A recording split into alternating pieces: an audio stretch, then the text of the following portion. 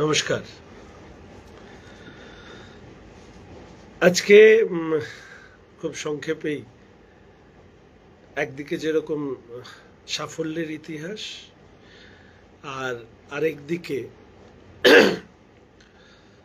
বেদনা যন্ত্রণার এক দীর্ঘ পথ পাড়ি দিয়ে এক বৃত্তের সম্পন্ন হওয়া। 2021 সালের 2রা মে ফলাফল ঘোষণা হয়েছিল। ভারতীয় জনতা পার্টি 3 জন বিধায়ক থেকে 77 জন বিধায়কে উন্নীত হয় এবং 2026-এর 4ঠা মে সেই বিধায়ক সংখ্যা বেড়ে দাঁড়ায় 207 এবং আজকে 9th মে সরকার গঠন। একসময় আমি বলতাম যে প্রথমে রাজনৈতিক দল হিসাবে একটা জায়গায় নিজের উপস্থিতিকে প্রতিষ্ঠা করা, তারপরের ধাপ হচ্ছে সেই জায়গায় বিরোধী দল হিসাবে নিজেদেরকে উন্নীত করা এবং বিরোধী থেকে শাসক বা রাজ্যের দায় দায়িত্ব পালন করবার যে জয় সেটাকে সুনিশ্চিত করা। ভারতীয় জনতা পার্টি আজকে সেই কাজ সম্পন্ন করেছে। শ্যামাপ্রসাদ মুখার্জির মাটিতে ভারতীয় জনতা পার্টির কার্যকর্তারা তাদের স্বপ্ন সফল করতে পেরেছে। আনন্দ উচ্ছ্বাস এর মাঝখানে 2021 সালের 2রা মে আমরা যারা জয়ী হয়েছিলাম, আমাদের সাথী শুভেন্দুদার বিরোধী দলনেতা হিসাবে তার মুখ্যমন্ত্রী পদে বসা নিশ্চিতভাবে আমাদের বিধায়কদের কাছেও একটা গৌরবের বিষয়।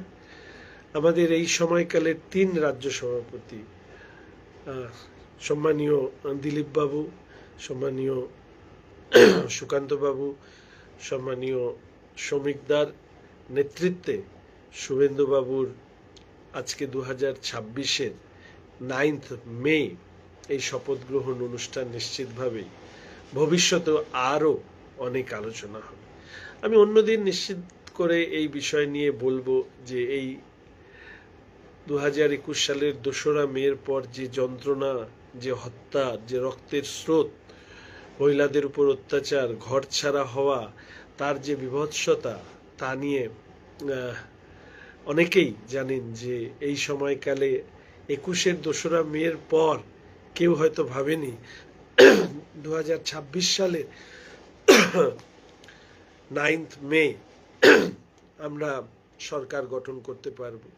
মানুষের আশীর্বাদে সেটা সম্ভব হয়েছে এবং ভোটের ফলাফলে যেতটুকু আমি বুঝতে পারি সেটা প্রায়, যেটা আমাদের শুভেন্দুদা বলে থাকেন, জন্মসূত্রে হিন্দু বাঙালিরা তারা সংগঠিত হয়ে ভোট দিয়েছেন।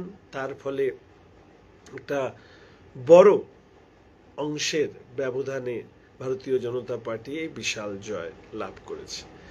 কিন্তু আজকে আমি যে কারণে আপনাদের সামনে এসেছি সেটা হলো এই সময়কালে অসংখ্য মৃত্যু ভারতীয় জনতা পার্টির কার্যকর্তাদের হয়েছে, খুন করা হয়েছে এবং ভুল না হলে 6th মে সেদিন আমি কলকাতা আসি সকালবেলা এবং রাত্রেবেলা যেভাবে আমাদের সহযোগী সাথী চন্দ্রের মৃত্যুমুখে ঢলে পড়া, অর্থাৎ তাকে যে নৃশংসভাবে হত্যা করা, নিশ্চিতভাবেই সেটা আমরা যারা প্রথমবার এমএলএ হই 2021 সালের 2রা মে, তাদের প্রত্যেকের মনেই একটা গভীর দাগ কেটে গেছে। ঘটনাচক্রে চন্দ্র সাথে বহু সময় আমাদের প্রত্যেক বিধায়কদেরকেই কাটাতে হয়েছে এবং প্রতি মুহূর্ত সম্মানীয় মুখ্যমন্ত্রী শুভেন্দু বাবুর সমস্ত কাজ গুছিয়ে রাখা একই সাথে অসংখ্য ফোন অ্যাটেন্ড করা, যা যা শুভেন্দুবাবু দায়িত্ব দিতেন সেগুলোকে সাজিয়ে সেটাকে যাতে সুষ্ঠুভাবে করা যায় তার জন্য আমার সাথে বা আমার আগে মনোজদার সাথে বা অন্যান্য পরিষদীয় দলের যারা বিধায়ক রয়েছেন তাদের প্রত্যেকের সাথে আলোচনা করে এই কাজগুলো করত। আজকে পুরো শপথ গ্রহণ অনুষ্ঠান বা গতকাল সম্মানীয় অমিত শাহ মহাশয়ের পরিষদীয় দলের বৈঠক, এই সময়কালে চন্দ্রর কথা খুবই মনে পড়ছিল। এটার একটা বড় কারণ যে যখন তাকে গুলি করা হয় তখন চন্দ্র আমার সাথেই কথা বলছিল। উল্টোডাঙ্গার থেকে গাড়ি ঘুরিয়ে আমি মধ্যমগ্রামে পৌঁছে ভেবেছিলাম যে ওকে অন্য কোনো হসপিটালে নিয়ে যেতে পারলে, যদি তখনও জানতাম না যে ও আর নেই। সেখানে মধ্যমগ্রামের হসপিটালে গিয়ে ওকে যখন বুলেটবিদ্ধ অবস্থায় দেখলাম, মনে হলো মানে ভাষা নেই যে কিভাবে মাথার উপর বাজ ভেঙে পড়লো বা মাথার উপর আকাশ ভেঙে পড়লো। মানে আজকে যদি চন্দ্র থাকতো তাহলে মনে হয় যে শুভেন্দুবাবুর মুখ্যমন্ত্রীর পদে তিনি বসতে চলেছেন, তার খুঁটি নাটি এটা সেটা কাগজপত্র সমস্ত কিছু সাজিয়ে দেওয়া, এই কাজগুলো হয়তো দৌড়ে দৌড়ে করত। চন্দ্র বরাবরই ভীষণ ছটফটে ছিল। শুভেন্দুবাবু যখন থাকতেন তখন তিনি ভীষণ দৌড়দৌড়ি করতেন, আর যখন একটু কাজ কম থাকতো ও বিরোধী দলনেতা শুভেন্দুবাবুর সেই সময় যে ঘরে বসতেন তার কোনার একটা সোফায় গিয়ে বসে ওর যাবতীয় কাজকর্ম করতেন। বিধায়ক হোক, সাংবাদিক বন্ধুরা হোক, তাদের প্রত্যেকের সাথে ওর ছিল একটা সহজ সম্পর্ক। ফলে সেই সম্পর্কের কারণেই সবাই ওকে ফোন করত, কোনো বিষয় থাকলে জানাতো। আজকে চন্দ্র না থাকা এবং শুভেন্দুবাবুর মুখ্যমন্ত্রী পদে তিনি আসীন হলেন, মনটাতেই মাঝে মাঝে আমি ভাবছিলাম যে চন্দ্র থাকলে আজকে কত আনন্দ করত। ভবানীপুরের নির্বাচনেও চন্দ্র প্রচণ্ড পরিশ্রম করে। আমি শুনলাম অভিষেক শুভ্রনীলদের কাছে যে এত বড় জয়ের পর চন্দ্র প্র্যাকটিক্যালি মানে কান্নায় ভেঙে পড়ে। তার কারণ যেখানে একটা ভালোবাসার সম্পর্ক, স্নেহের সম্পর্ক, দাদাভাইয়ের সম্পর্ক জন্ম নেয়, তাদের কাছে একটা লড়াই এবং সেই লড়াইয়ের জয়, সেটা প্রত্যেকের মনের মধ্যে একটা আবেগ তৈরি করে। একজন কার্যকর্তা যখন তিনি দাঁড়াননি, কিন্তু একজন যিনি প্রার্থী করেছেন তার জয়েও ঠিক একইভাবে উচ্ছ্বাস যখন দেখায়, মনে হয় তিনিই প্রার্থী। এটা হচ্ছে একটা পরিবারের লক্ষণ, এটা হচ্ছে একটা সম্পর্কের লক্ষণ। সেটা চন্দ্র বারবার করে বিভিন্ন কাজের মধ্যে দিয়ে বুঝিয়ে দিয়েছে। আমি সাধারণভাবে আমার ছোটদেরকে তুই বলেই ডাকি, সম্বোধন করি। তো চন্দ্রর খুব আপত্তি ছিল। একবার আমাকে একজন সম্পর্কে বলছে যে সম্ভবত দেখো আমাকে তুই বলে ডাকছে।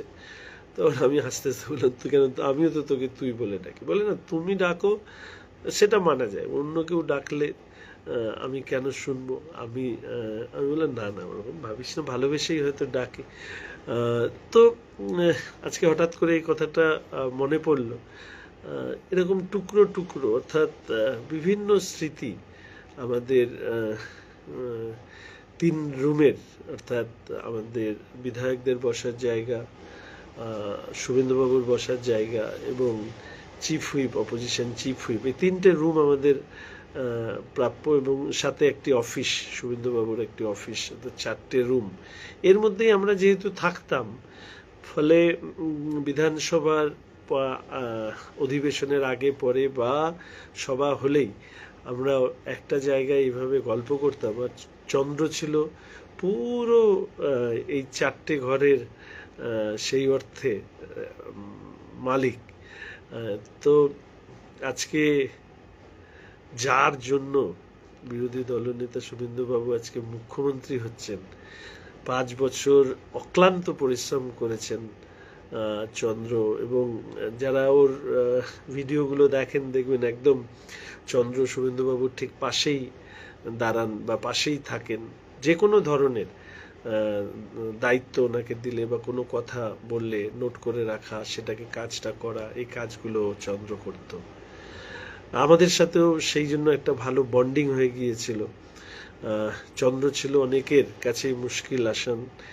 তো এরকম একটা পরিস্থিতির মাঝখানে দাঁড়িয়ে আজকে 9th মে, এখন মনে হয় 10 তারিখ হয়েও গিয়েছে,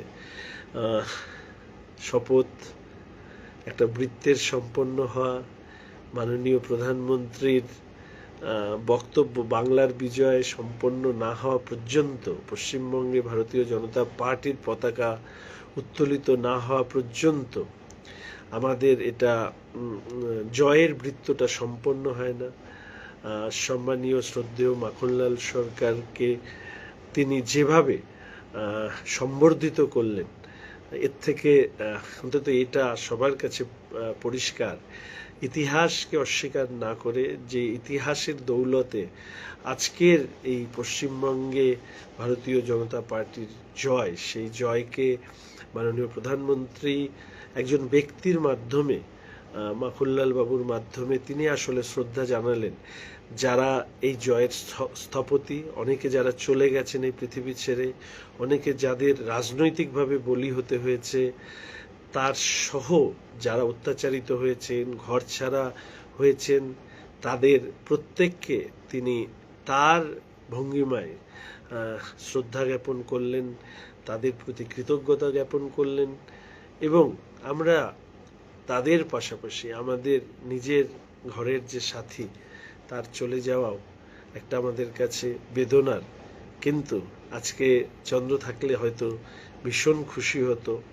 শুভেন্দুবাবুর মুখ্যমন্ত্রী হিসেবে দেখা, এটা ওর ভীষণ ইচ্ছে ছিল, সবসময় এটাও বলতো।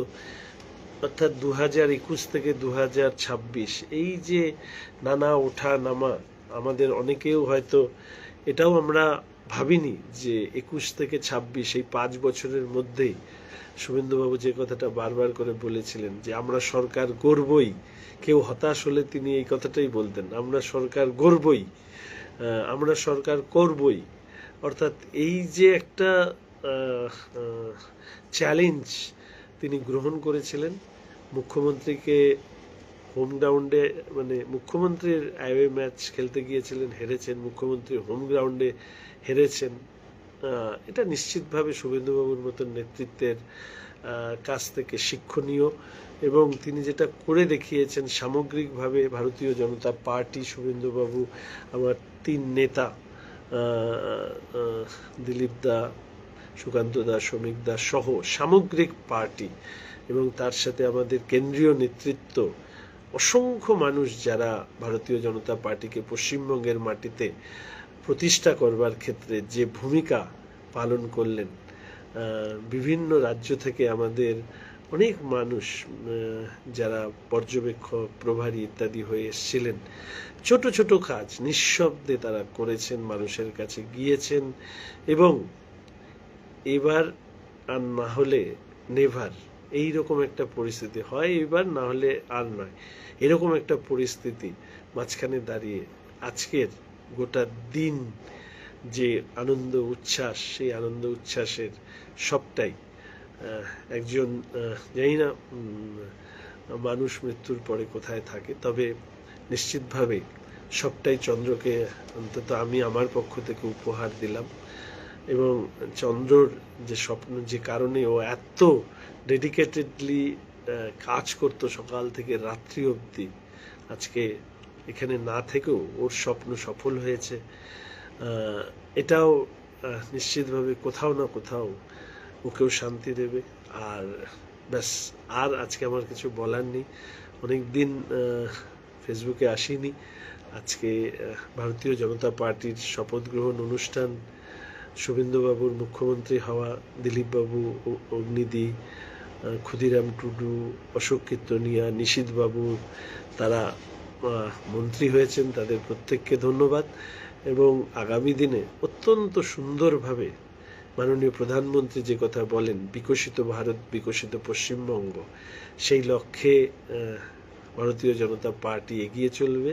এবং এটুকু শুধু বলতে পারি যে অনেক চমক এই সময়কালে লুকিয়ে রয়েছে। মাননীয় মুখ্যমন্ত্রী শুভেন্দুবাবু নিশ্চিতভাবে সেগুলো আপনাদের সামনে একের পর এক তুলবেন এবং আপনাদের মানুষের ভালোবাসায় যে সরকার প্রতিষ্ঠিত হয়েছে, মানুষের প্রত্যাশাও সেই সরকার পূর্ণ করবে। মাননীয় প্রধানমন্ত্রীর আশীর্বাদ নিয়ে, মাননীয় স্বরাষ্ট্রমন্ত্রীর দিক নির্দেশে, মাননীয় কেন্দ্রীয় সভাপতি নীতিন নবীন মহাশয়ের পরিচালনায় এবং আমার রাজ্যের শুভেন্দুদা সহ আমাদের নেতৃত্বের উপস্থিতিতে আমরা মানুষের প্রত্যাশা পূরণ করতে সক্ষম হব, এইটুকু আমার বিশ্বাস আছে। আপনাদের সবাইকে গৌরিক অভিনন্দন, ধন্যবাদ। এবং এখানেই আমি আজকে আমার লাইভ শেষ করছি। নমস্কার। ভারত মাতা কি জয়। বন্দে মাতরম।